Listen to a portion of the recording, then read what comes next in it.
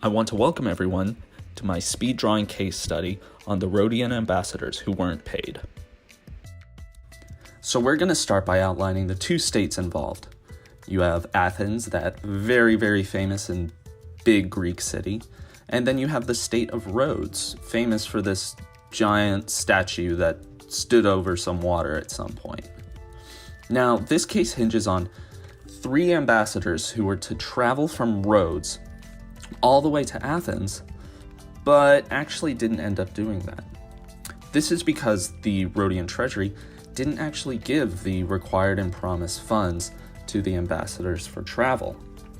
So, as I'm going to defend the ambassadors, it's going to hinge on the money for expenses, which is regularly paid from the public funds, was not paid by the treasurer, trying to hit back at the prosecution.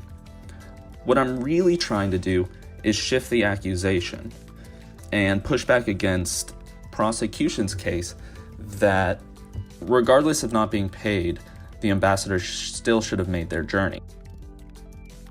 Something Cicero doesn't really work into his writing is the motivation behind taking such a case. Why would I want to come to the defense of these Rhodian ambassadors?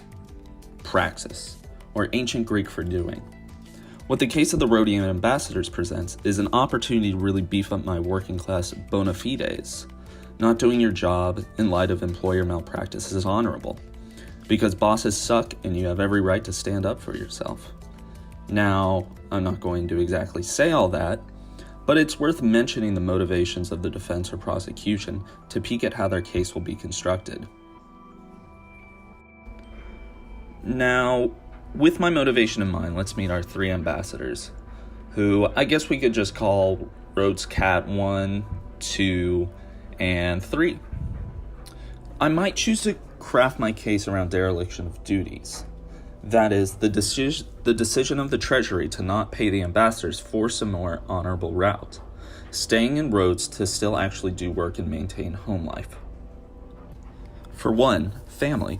You'd expect these men to leave their families sans financial security. They can't just be out on the road, no shelter, and endanger themselves. They still have to come home. Secondly, surely these ambassadors are not sitting on their laurels. If the treasury fails its end of the job, why get the ambassadors mixed up in bureaucracy when they can accomplish other work in Rhodes? With this honorable route in tow, we need to see how this deal was not shaken upon, so to speak, and how we can actually shift the blame to the treasury. In order to keep the state functioning, the treasury needed to provide coin. To hold up their end of the bargain, the ambassadors just needed to show up, which they did. So when the treasury failed to provide coin, they took the less honorable route. However, the ambassadors' alternate route, staying behind, was still honorable to maintain state functionality and maintain their home life. Another route to take is pleading ignorance. The ambassadors really wanted to go to Athens and totally understand the treasury is busy, but they also really didn't know how to get and stay in Athens without any money. The argument to highlight here is that going to Athens without money would actually reflect poorly on the ambassadors. Play up this sympathy about job performance, erstwhile maintaining that the ambassadors were working really hard to get the money. The ambassador's appeal might sound like this. Dear Judge and/or Treasury official, my defense pivots on 2 conditions I wish you view as necessary.